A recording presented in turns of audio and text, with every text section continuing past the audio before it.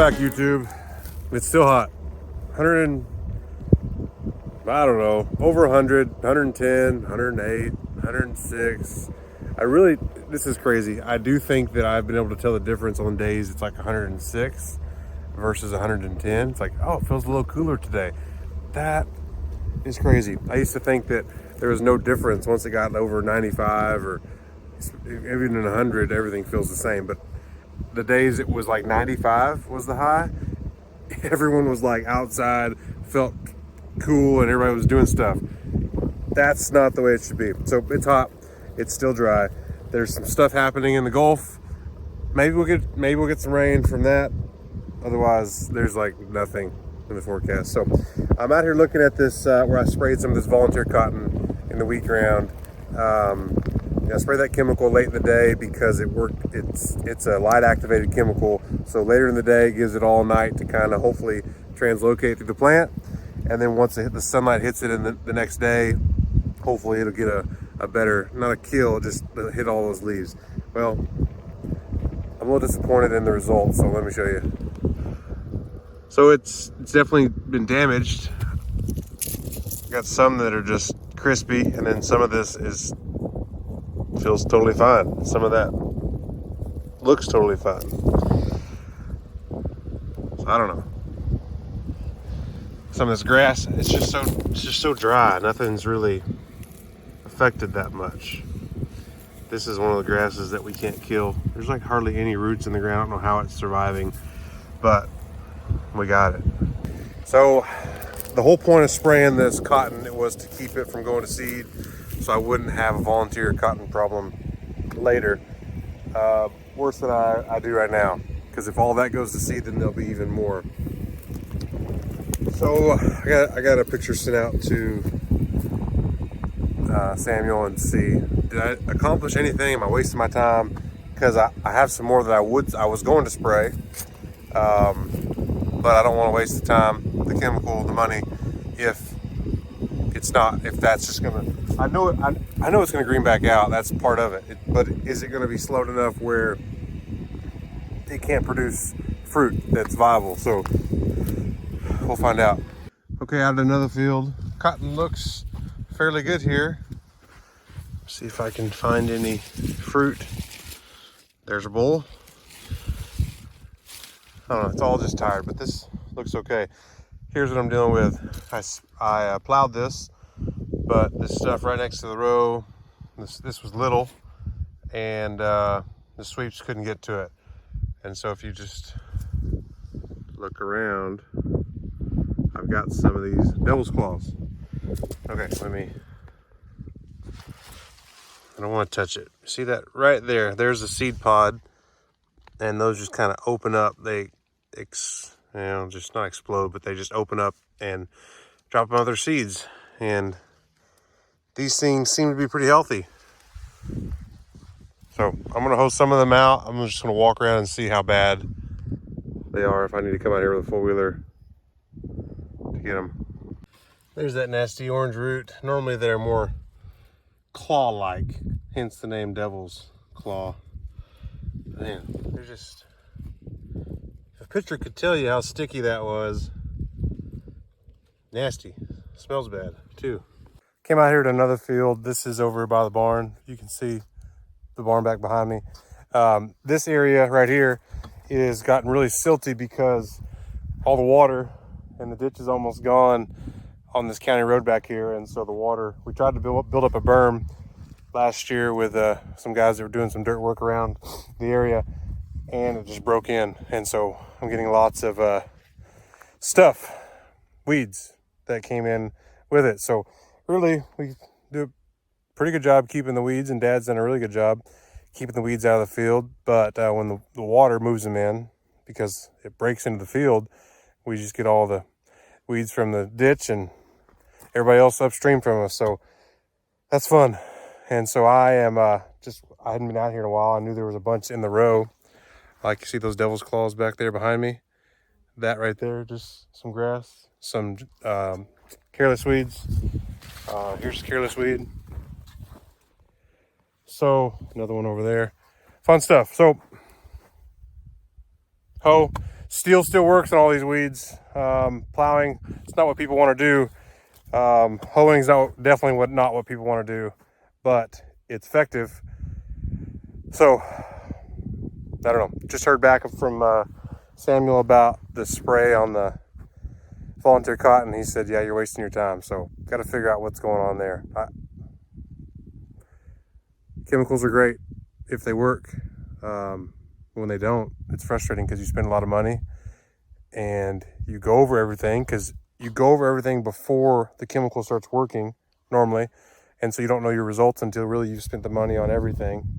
Because if you wait to see if what you sprayed first is going to work, well, then every time matters, especially when it's hot and dry and the weeds are the right size.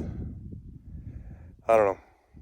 Frustrating, but I can at least hoe weeds. Here is what makes Johnson grass hard to kill. Those things, those little rhizomes. So Johnson grass normally is easy to kill with Roundup. Starting to get some that is not, and any chemical has to work its way down to kill the top, but you need it to get down into those rhizomes there to kill the plant completely. So if you don't plow deep enough, you won't plow those up either. So more fun. We've got, I haven't noticed any resistant Johnson grass here. Hopefully that's not it.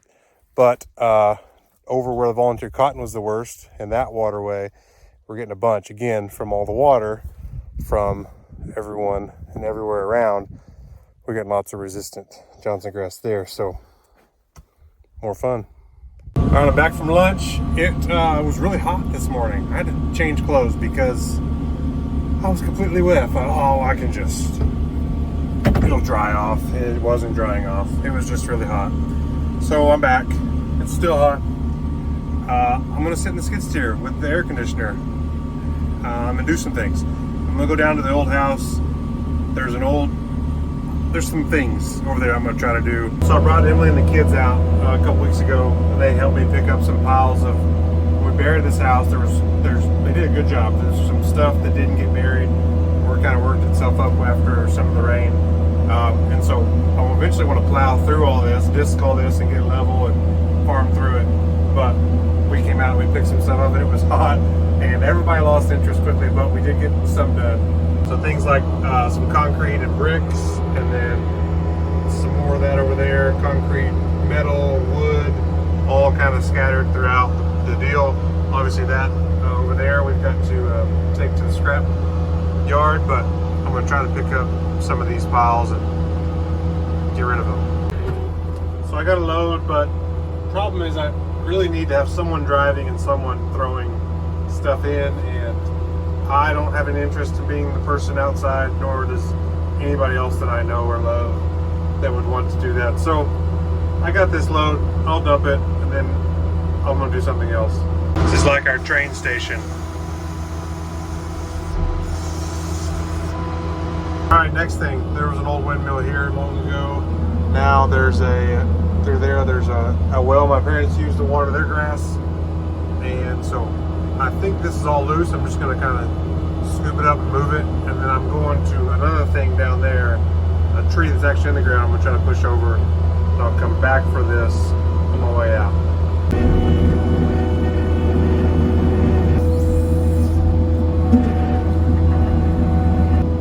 That's start. Now let's go on to the other tree.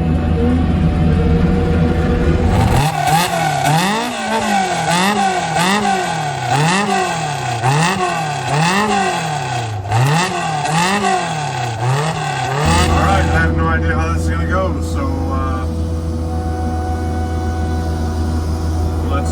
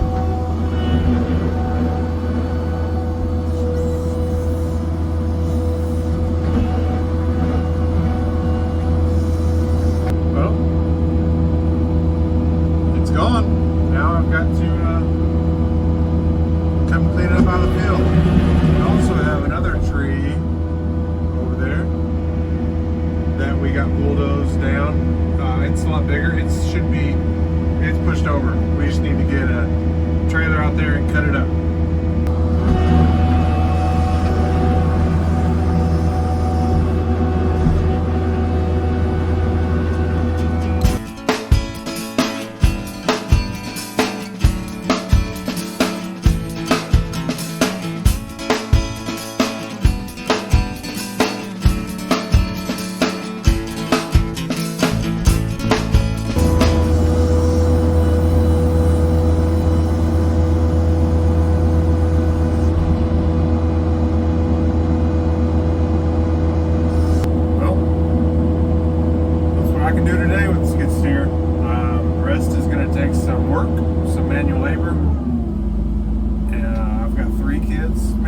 Three manuals in my family, and I think I'm going to use them when it's cooler. We're going to pick all this up, get the metal, scrap it, get the wood, burn it, and get all the bricks and concrete, throw it into a washout.